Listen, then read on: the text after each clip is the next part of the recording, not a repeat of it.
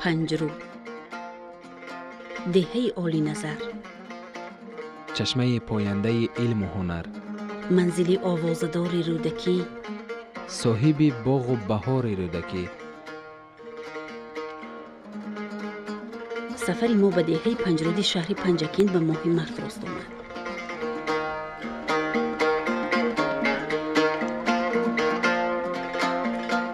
منظره طبیعت این گوشه زیبا و منظر دیاری عزیزمون ما را هر قدم مفتون و شیفته خود میکرد.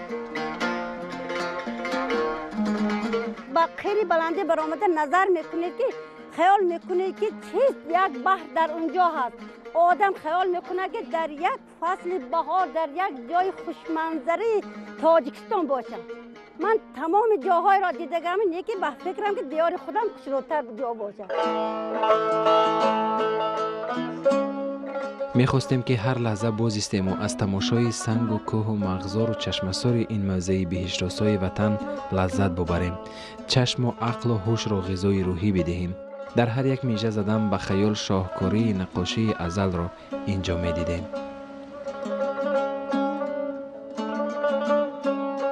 یک بزرگی میگوید که سمرقند سیقل روی زمین است، بخارا قوت اسلام دین است. اگر گویند فردوس در روی زمین است، همین است و همین است و همین است. در دهه موضع‌های زیادی هستند که هنوز نامگذاری اشون به دوران سامانیان دکه میخورد و در روبروی مجمع جمهوری تاریخی و فرهنگی پنجرود در دامنه کوه بلبلان موضعی هست که اون را پل ملک سنجر میگویند. این اشاره به همون دوران زندگی ملکان پیشینه می باشد. همچنین در دهه درختان زیادی کهنسال وامی خورند که تاریخ قدیمی آنها، تاریخ موجودیت آنها به زیاده بیش از 700 ساله بودن آنها دلالت میکنند. یکی از دهه‌های کهنه‌ترین ممکن همین تاجیکستان حساب کنیم، چون که از دوری استاد رودکی من مقبرهشون اینجا با دوری سامانه ها من اینجا قلعه کانه میگفتن هو بلنده به قلعه بودسو اینجا با باغ کردگی باغ ملک میگفتن. باغ ملک یعنی این معنای آن دارد که باغ ملک دوری سامانه ها بود. اگر دوری بعدی نمیشد باغ نیری میشد. باغ ملک جایی ملک هست. من همطور و بالای اون بسیار جاهای نامهای تاریخی دارد پنجرود که این حاجا ثبت نشده است. من اینجا تنگی میبرد نامش عرب و عجم، برای که عرب و عجم شده است. راهی ابریشمه که از حصار و از بدخشان و همه یغما می اومد همت می اومد، همت اومده رفته سمرقند میره. بالا دیه هست میچی گذر هست، گذری قلعه کهنه میگویند. این بالا روپروی من سادات این طرف دست راست من به دیهی و حصارک میگویند که همینجا به حصارک بدست همین حصار بس همینجا وقتی که پیشا که میرن نمیدونیم ما دیگه من همینجا به خودم زمین دارم کندم چخوری 3 متر با من کوزای سفالی کونی شکسته یافتم این با لازم بدست همین در وقتش که همینجا همین ملک بدست همین حصارک دید حصار بدست میچی بس بدست همینجا برای همین همین چیزای تاریخی کونی یعنی خدا.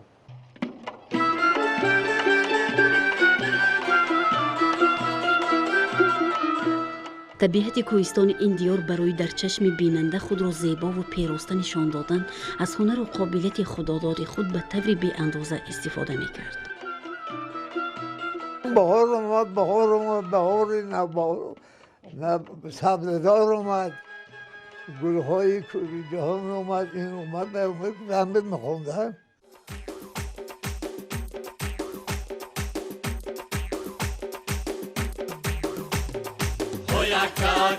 کای برو بزنین قرصکه هایو کای برو بزنین قرصکه کای برو بزنین قرصکه هایو کای برو بزنین قرصکه حکم ندان شورکی حکم ندان شورک حکم ندان شورکی او که من ندان شورک حکم ندان شورکی او که من ندان شورک حکم ندان شورکی او که من ندان شورک روی مالی سرتان شوم حلقه گوشتان شوم سرمه چشمتان شوم یاری وفادارش شوم او یکا اکا اکای برو بزنیم خرسکه او یوکا اوکا اوکای برو بزنیم خرسکه روی مالی سرتان شوم حلقه گوشتان شوم سرمه چشمتان شوم یاری وفادارش شوم اکا اکا اکای برو بزنیم خرسکه او یوکا اوکا اوکای برو بزنیم خرسکه حکم ندان شورکی او که من ندان شورک حکم ندان شورکی او که من ندان شورک حکم ندان شورکی او که من ندان شورک حکم ندان شورکی او که من ندان شورک کفشک پایتان شوم دستپانی دستتان شوم توپی سرتان شوم صدقه نامتان شوم یکا اکا اکای برو بزنیم خرسکه او یوکا اوکا اوکای برو بزنیم خرسکه کفشک پایتان شوم دستپانی دستتان شوم توپی سرتان شوم صدقه نامتان شوم یکا اکا اکای برو بزنیم خرسکه او یوکا اوکا اوکای برو بزنیم خرسکه حکم ندان شورکی او که من ندان شورک حکم ندان شورکی او که من ندان شورک حکم ندان شورکی او که من ندان شورک حکم ندان شورکی او که من ندان شورک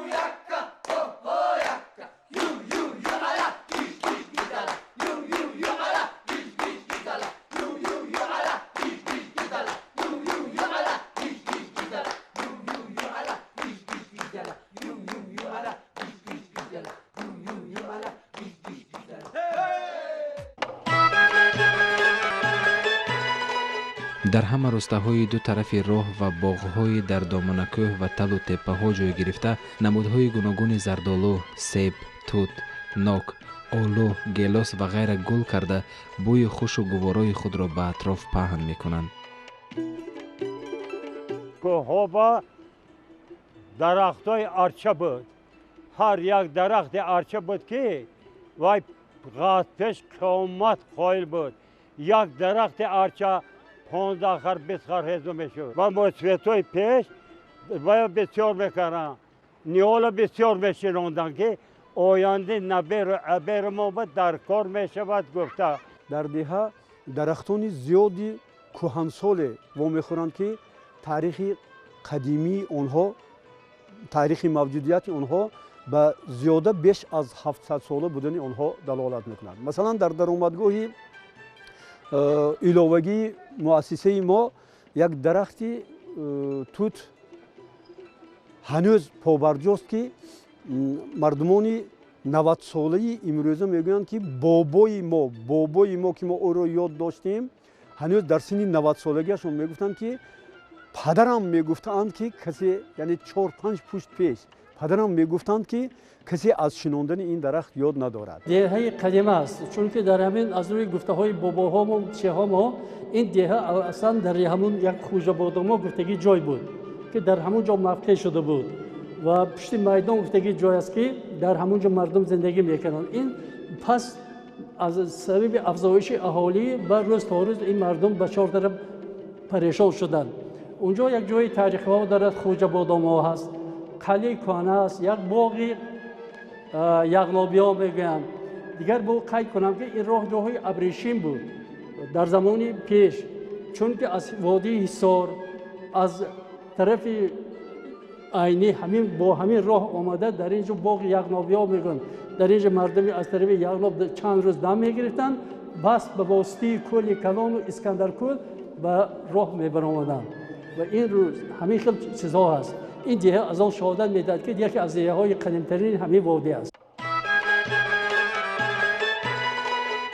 آب صافی از عکس روشنایی آفتاب چون نقره تازه جلو گرفته جویها با هزار مستی و غرور از بلندی به شست خود را به پایان رسانیده، با شیوه خاصی عاشقانه دل باخته دست به سوی سبزه و سیبرگه و دیگر گیاه‌های در باغ و چمنزار رویده می‌رسانی.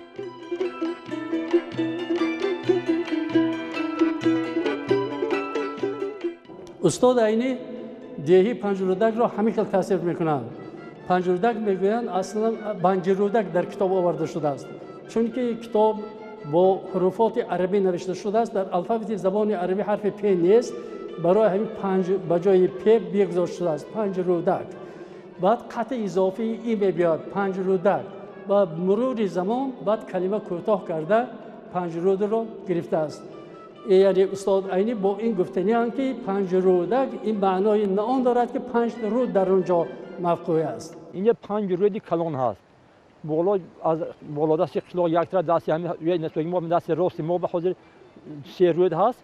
این طرف 2 رود دیگه این طرف هست. دست چپ مثلا دریا وقتی خودم بالا میگیم افوری میگیم، طرف افوری میرود بالا جوی ملک مابین تا گیاهای همسایه تو کلالی میرود زیرش او میرود بالا. این بالا خود قشلاق میدم دریا که نهر کلان خود دریا اوریج میگن، اصلا نماش اوریج نه، دریا اوریج میدونیم 5 رود میگذشت دریا 5 رودی کلان دارد. برای همین جوی سیر آب خوش منظره در همه وقت از بهار از هم دیهای پایین اینجا تیز شور میشه گرم اینجا و همین ممکن آب باشد، با همین گرمی همین آب باشد می خیلی آب منظرش خوشبو گرم میشه. لیکن در حقیقت این 5 جوی هم دارد.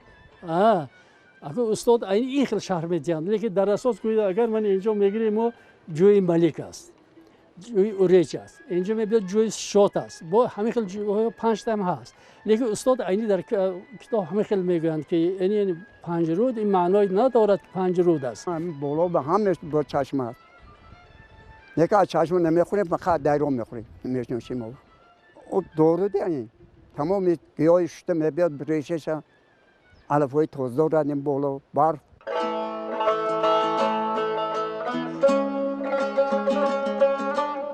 هر گل و گیاه این سرزمین شفا بخش است. مردم با فرا رسیدن موسم بهار از این نعمت طبیعت استفاده میبرند. به قول موسفیدان محل این رستنی ها نه تنها به سلامتی شخص فایده آورند بلکه به در زمره انسان نیز ربط دارند. واقعا هم ما این رو نیز از گفته ها مشاهده نمودیم. اینجا تمام گیاه شفا بخش باور کنید. اگر الان فهم همین بوی نقض دارد یا خیلش خوش بوی علفای من مال میخورگی میدورم جمع میکنم. من این درختای برسه بینه چخیل وای تگش رفته اگر بوش میبرد که بوی عجایب دارد. از تمام ما این خیل علفای نه اسپناق و سوسنه میگویم این خیل چیزای در تگ پلانکا حاضر کبن میکنیم. اولی بهار به استفاده میبریم برای خوریش هایی که چیه که برای بهار چخیل چیزی با مزه مینماد در نظر آدم. از زمستون که برآمدید اون همه چیز نعمت برای آدم یک عجایبات مینماد. برای همه ما استفاده میبریم. شیر و جرغات با استفاده برده از پودینه شیرچای تیار میکنیم در بهاران. از چای مرچک چای علفک میگوییم از وای شیرچای میکنیم. از پودینه و از چیلانگان و کوکوتی و کاریبی این استا وای تیار میکنیم. آش تروش قطیق میگوییم و هر خیل نمودهای چیز تیار میکنیم. وای یک تا علف بود اینجا با سوچ، چغک، تاتین، آجود، مونده گفتگی، چولین گفتگی علف بود. یک ماه یکونی ما بهار و رنگ نون نمه دیدیم ما. خوبی انا همه چیزای خورده کسل هم نشدگیم، بیمار هم نشدگیم. همه جا یک مکتب بود. انا همون مکتب ترما خانوم من همه جا بود. همون مکتب میرم. یک خراب برف زدگی در زمین. پای لوچ. انا همه پای لوچ. ما روی انا همون برف خطه مکتب رفتیم.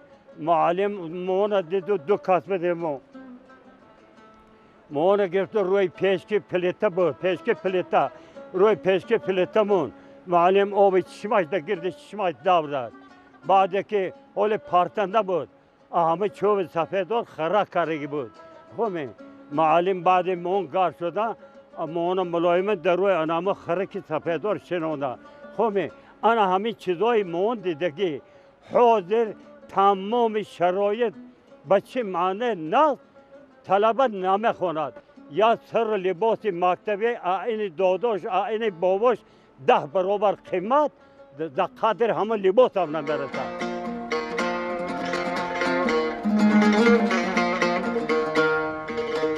این مغزی زیبا با شرافت زادگانی برآمد شهرت جهانی پیدا میکند و برای همگان عزیز و معتبر میگردد. دهه‌های پنجرود و رودک دیار ما نیز همین تقدیر نصیب کرده بوده است. بیش از 1000 سال می شود که نام ابو عبدالله رودکی ورد زبانی مردم است و اکثر محققان ادبیات عقیده دارند که پایه‌گذار نظم عالمگیر فارسی نسبه تخلص خود را از نام زادگاهش گرفته است.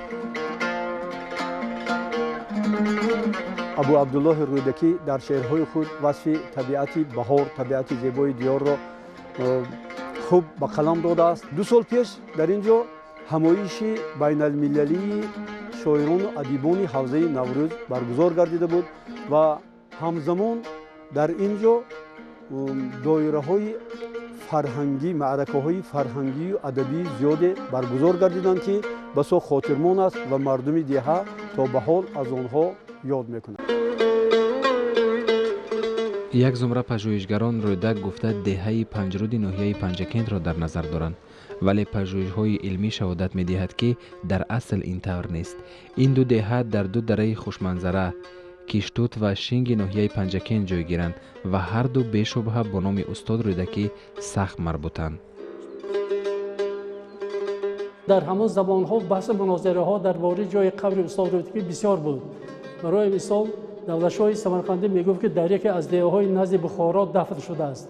عفی بخارایی باشد میگوید که در یکی از دیهه‌های نزد سمرقند خاک شده است.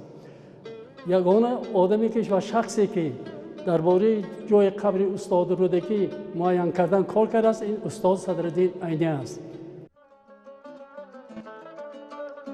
استاد صدرالدین عینی بدتر نواحی کوهستان سمرقند، پنجکند و فلغر و مخچار و مورد پژوهش قرار می‌دهد. او با این مقصد اصول بسیار ساده ولی با ثمر را به کار می‌برد. یعنی از هر یک تاجیک پنجکندی، فلغری و مشچاهی به سمرقند آمده نام دهه رودک را پرسجو می‌کند. عاقبت زحمت و پژوهش استاد عینی برهدر نرفت و در علم ادبیات شناسی کشفیات نادر به میان آمد.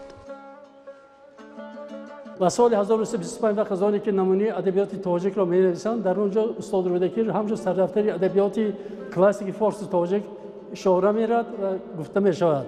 از همان سالها کافتکاب قبر استاد رودکی سر می‌شود. خود استاد عینی که زاده بخارای شریف بودند در یگان گوشه کناری و دیه‌های بنجرودک، پنجرودک واقع نبود. برای همین وقت از آنی که سمرقند آمده زیست می‌کنند و کافتکاب همین دیه سر می‌کنند. فقط در یک گوشه سمرقند 50 گفتگی جای موضع بود و خلاص. پس از این استاد عینی کافتکاب را وسیع می نمایند و سال 1940 وقت زانی که خانه‌شان تعمیر طلب می شود از بازار مردکار یک نفر را برای تعمیر خانه‌شان دعوت می نمایند. این از دیار گفتگی آدم از دیهی فراب ناحیه پنجکند بود. در وقت تمام کردن کار در وقت یک پیاله چای از او میپرسند که شما زاده کدام ناحیه هستید و جواب پره میدهد که من زاده ناحیه پنجکند هستم از دیهی فراب. در جاهای شما میگم چنین دیه ها بنجرودک پنجرودک واقع هست یا نه؟ این آدم جواب میدهد که هست. پس استاد عینی روز دیگر با کاتب حزب کمونیستی همان وقتی شهر پنجگیر رفیق محمدی تماس میگیرند و از وی جواب قناعت بخش میگیرند. بعد یک چند روز رفیق محمدی به خانه استاد عینی تشریف می آورد و پررنگ نقل می نماید درباره دیهی پنجرودک. اساتذه‌دار همون وقتا ما بچه بودیم میگفتن که استاد عینی آمدگی مرزا ترسونزاده، زاهد نارسدین، بازار ملا عمر، بازار ملا عیسی، امین محمد امین همین ها بودن هم مسکت هم میگفتن که همین خدمت همین جا کردن. خانه ما من همه بود. خب حالا ما اونجا به یاش بدم از خود مسکو گراسم پروفسور آمدن. خب همه دیوال موم بود، پشت همه دیوال موم با یک تا قبر بود. همه قبر دادم همه محل با 90 کس رسم بودن. با من پرسیدن که برای همه آدم که همه یا عزیز داشته که تو کجا با گرد همه قبر با آدمای قبض شدگی، اسبای قبض شدگی میگرداندن صحت میشد. با اونا گفتن که و مستفیدها گفتن که من همه جا به یا عزیز هست، لیکن نمیدونم که این چقدر عزیز باشد. صدرالدین عینی در سال 1939 با انتشار پژوهش خود ادعا می کند که روستای زادگاه رودکی را یافته است. سال 1939 استاد عینی در شهر مسکو به واسطه یک میانرو با گراسم میخائیلوف آنتروپولوژی شوروی وا میخورند و در همان وقت با طرز کاری گراسم شناسایی پیدا میکنند و طرز کارش به استاد عینی معقول میشود. استاد عینی از او میپرسند که ما میخواهیم که با دستان نازک شما چهره های نمایان ما از آن جمله چهره ابا عبدالله رودکی آفریده شود و قبر او معین افسوس میخورند که قبرش تا حالا معین نیست در کجا است و ایراد میگیرد گراسم ایراد میگیرد که شما همین گونه تاریخ نگار همین خیلی زبردست نویسنده زبردست است که تا حالا نمیداند که سردفتر ادبیات خود در کجا خاک کرده است. میخائیل گراسیموف مردم شناس، باستان شناس و مجسمه ساز روس قبل از آن که سال 1956 به منظور شناسایی پیکری رودکی عازم روستای پنجرود در منطقه کوهستان زرافشان تاجیکستان شود، آثار رودکی را نیز مطالعه کرد تا بتواند نشانه‌هایی از ظاهر شاعر را در آن پیدا کند. 21 سپتامبر سال 1956 به شهر دوشنبه می آید. در دوام 2 روز تمام شعرهای استاد رودکی که به زبان روسی ترجمه شده است از خود می کند، می خواند و از عالمان مشهور همان وقت سمیونوف و دیگرها مصلحت می گیرد و بعد 2 روز در مجلس یک جایگاه کمیته جشنگیری 1300 سالگی استاد رودکی و اتفاق نویسندگان برآمد میکند 15 علامت را پیش بینی میکند. میگه که در صورت 15 این علامت تصدیق خود را یافتند در حقیقت این استاد رودکی است. خریطه گفته اومدم اینجا. من ها همینجا زمین بود گفت که باغ چوتره کجا گفت. اومده نشون دادم. یا خریطه کشید نشون گفت که گاری تو را گده گفت. گاری خدا. آن همینجا نشون دادن همینجا نمایم. خریطه توفتم من همه گور گفت خط کشید کوبتون گفت. کوفتم. این دوری ما 10 ساله بودیم 11 ساله بودیم یک مکتب میخوندیم بالا. من همین جای مقبره رودکی یک سقانی مایده شروع بود. از لوی ساختگی بود. اومدن همه وقتا پدری ما هم کلانسول بودن. گیردن آوردن خیلی رنگ ما. همین داشتن همون یک دعا فاتحه کردن و بعد همه یک گرسیم گفته که آدم دست هم وقتا بچه هم بدیم وقت یاد. بعد آن گرسیم ما گفتن خیلی هم آدم همه فرمیدن مردم قبر کندن. یک قدر رسمان کفت خاک سرخ برآمده ساده. آیا قدر رسمان پس گفت خاک سیاه برآمد. همین بعد گرباچای گفت که شما برایتون خودش امیانه رسمان بستن نورمان خطی تاروکند شب کردن. از قبر یکم برآمد از قبر یکم اینکه بچه گفتن گفت یا طرف موندن استخوان شد. بعد قبر دومی از صف پرتافتن بالاش من از اخواتم هیچ وقت توی خاطرات بچگی ده. بعد همین کوفتن گفتن بعد برآورده بالای وای موندن از قبر تگنگی زمین استخوانای موندن. بعد گفتن که من نکنیش این وکی استاد رودکی. بعد براشون دیدن رفتن همه سالا یک بود 57 و 58 باشم به یادم خدر ناز نیست همه خدر بود آیم خیلی.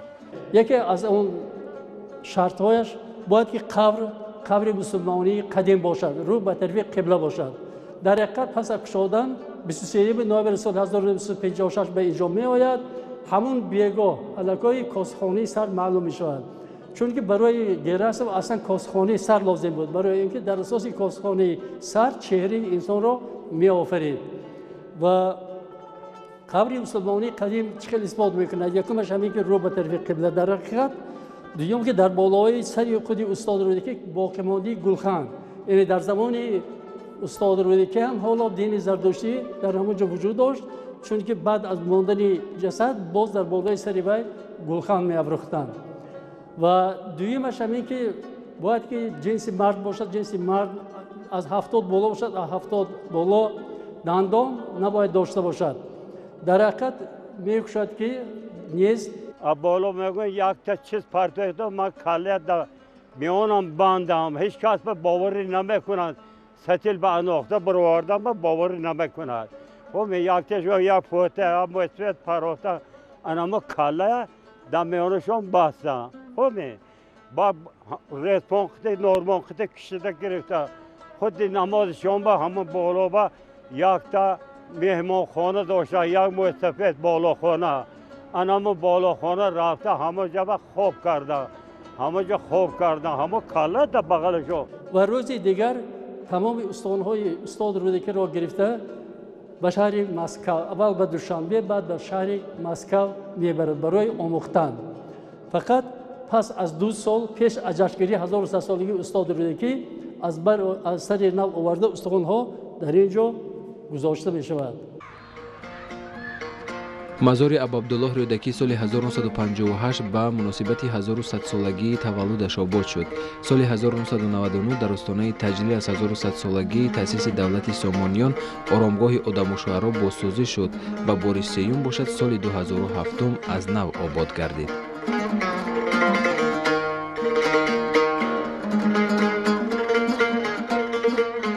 امروز البته شما ببینید که از سال 1958 سر کرده و خزانی که جشن 1100 سالگی رودکی گرفته شد. از همون روز سر کرده اینجا یک جای تاریخی و یک جای یعنی بزرگداشتی همین مردمی ما است، خلق ما است که تمام آدمان از تمام گوشه کنار دنیا اینجا زیارت می‌کنند. پیشرفت اقتصادی و فرهنگی کشور نیز به این چیز مساعدت میکند. تعمیر گردیدن راه نقلیاتی عینی پنجکین که سال 2015 به پرگی به انجام رسید، صفی زیارت کنندگان را زیاد کرد. چی مهمانان خارجی و چی مهمانان وطنی همه وقت ابراز می‌دارند که ما گرچند چند سال پیش به اینجا می آمدیم مشکلات راه ما صد راه ما میشد و ما در عذابی زیاد میکشیدیم، ولی امروز ما با آسانی میتوانیم که از گوشه کنار مملکت به اینجا با آسانی و در مدت کوتاه تشریف بیاریم.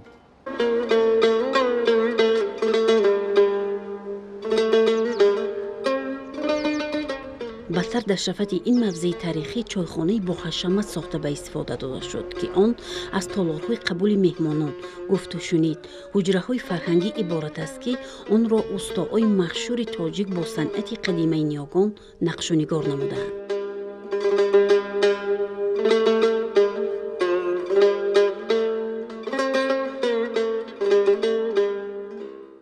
عرم هم در دایره خانه هم در دایره.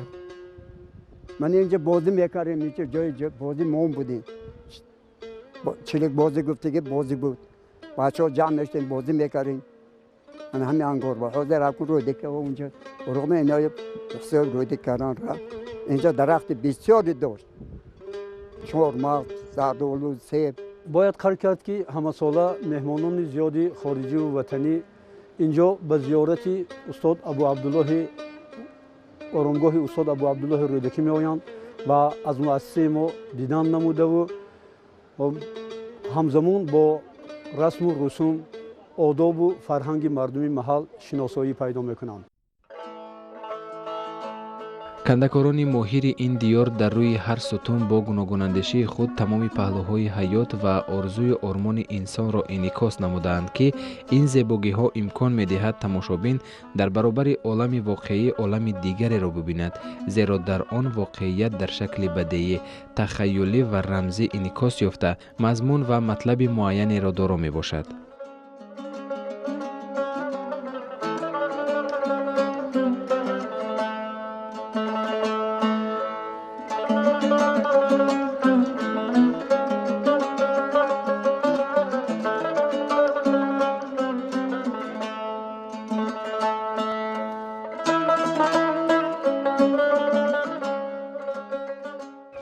بیشنواز نه چون حکایت میکند، میگو جلدین بلخی بیشنواز نه چون حکایت میکند، و از جدایی ها شکایت می کند.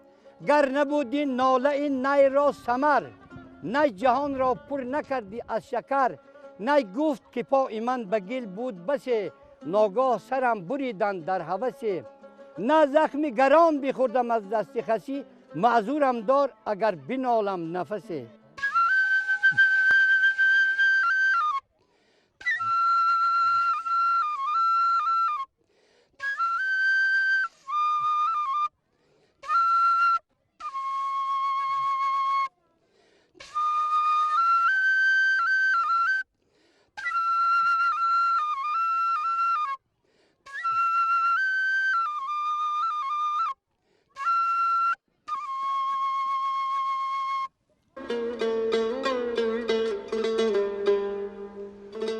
همزمان در اینجا کتابخانه موجود است که آثار پرغناوت استاد رودکی و دیگر ادیبان کلاسیک و معاصر تاجیک را فراگیر است.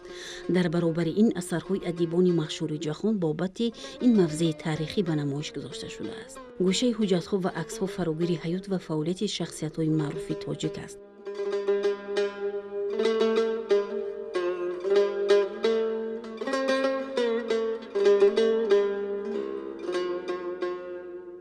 در آثارخانه می توان با تاریخ دیروز و امروز خلق تاجیک از دوره سنگ تا به زمان صاحب استقلالی تاجیکستان شناس گردید.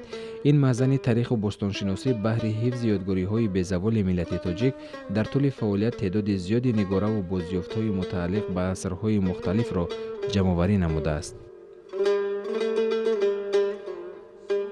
در آثارخانه نزد آرامگاه با نگاره‌های تاریخی و فرهنگی که هنوز از زمان پیش از اسلام تا به حاضر جمع‌آوری کرده شدند محفوظ نگاه داشته می شوند. در کتابخانه نزد آرامگاه کتاب‌های زیاد به زبان‌های مختلف دنیا گردآوری شدند.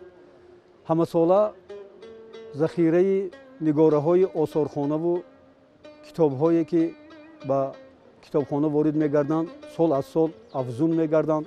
سیاح می‌بود از دوره اختلاف پیش حتی سیاح‌ها می‌آمدن کلی کلان می‌رفتن. همین مرشروطی همینجا کلی کلان هست می‌رفتن او را کل‌های علاءالدین هست می‌گذارن این طرف هفت کل گذشته می‌بینم. قدیم می‌آمدن سیاح.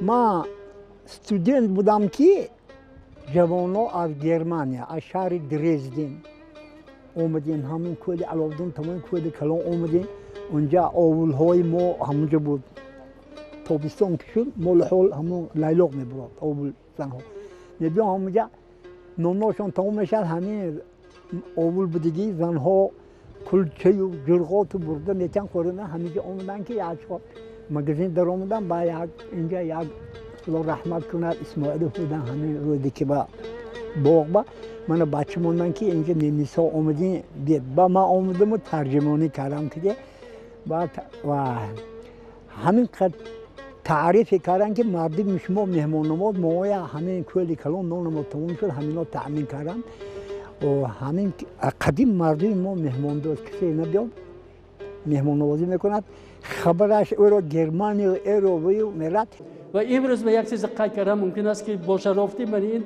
دو تا فرزندی نیک انسانیت گفتم اون است که بهترین انسان ها پیشوای ملت اساسگزار صلح و وحدت ملی امام علی رحمان و پرزیدنت ازبکستان شوکت میرزایف من این باز راه ها گشاده شد و این هر روز ما پس از این 3-4 شد که فقط مهمان های ازبکستان را در اینجا قبول کردیم.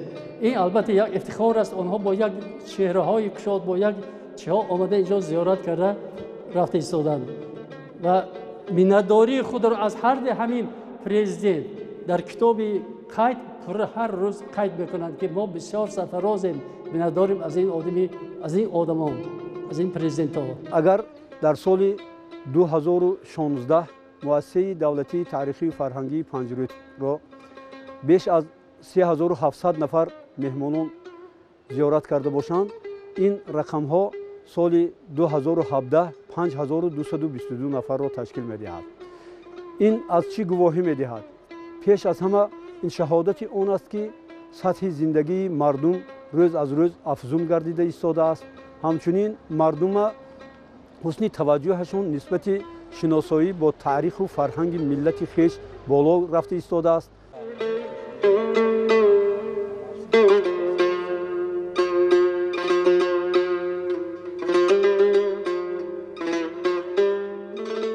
همه روزه به این موضع شماره زیادی سیاحان خارجی و داخلی تشریف آورده با تاریخ و فرهنگ تاجیکان آشنا می‌گردند.